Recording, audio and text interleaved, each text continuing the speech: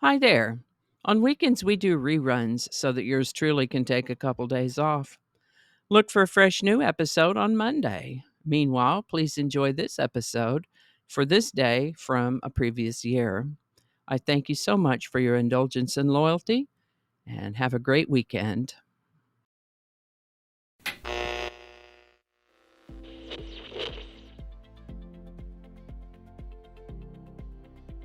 Hi there, and welcome to this day in history for April 6th.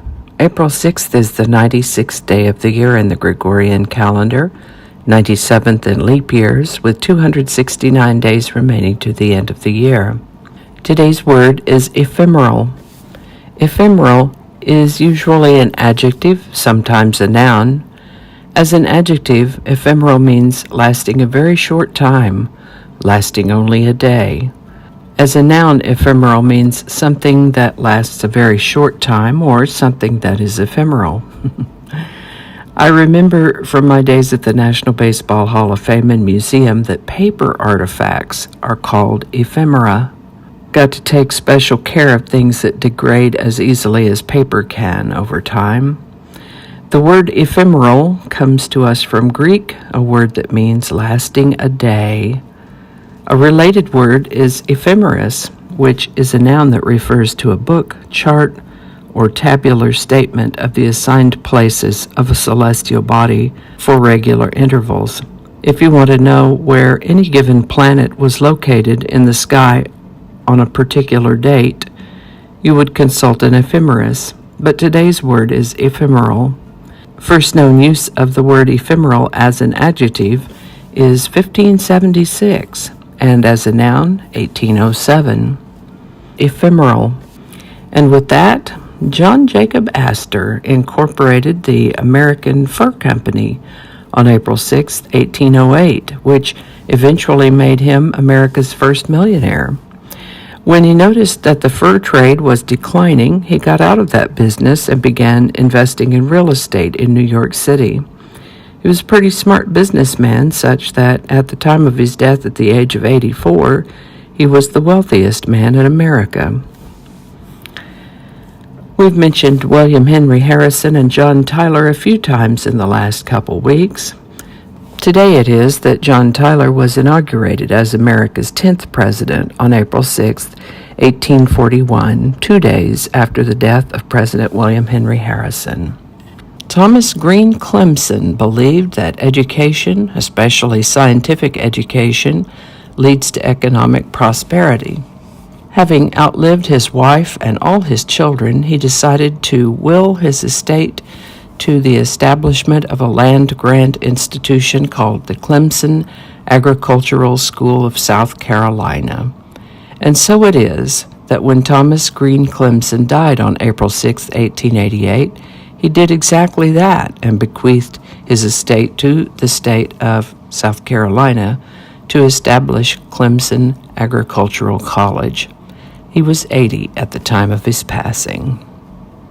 This is the birthday of American singer, actor, and writer William December Williams, better known as Billy D. Williams, born April 6, 1937. He got his start in show business on Broadway when he was a youngster at the age of 7. It seems like he really wanted to be a visual artist, though. He got a painting scholarship at the National Academy of Fine Art and Design as a teenager and won prizes for his work. Interestingly, he returned to acting as a way to earn money to buy art supplies. Many will remember him for his roles as Lando Calrissian in the Star Wars movies. Billy D. Williams is still with us, turns 86 in 2023. The first communication satellite to be placed in geosynchronous orbit was launched on April 6, 1965. It was named the Early Bird, after the proverb, the early bird catches the worm. It wasn't very big either, about 2 feet by 2.5 feet, weighed a little over 35 pounds. It was only supposed to be in commission for about a year and a half, but it was active for 4 years before being deactivated. It has been reactivated a couple of times for special occasions, although it is currently inactive. but still in orbit. A full-scale model or flight test model hangs in the main lobby of the Intelsat headquarters building in Washington, D.C., in case you're ever up that way and would like to check it out.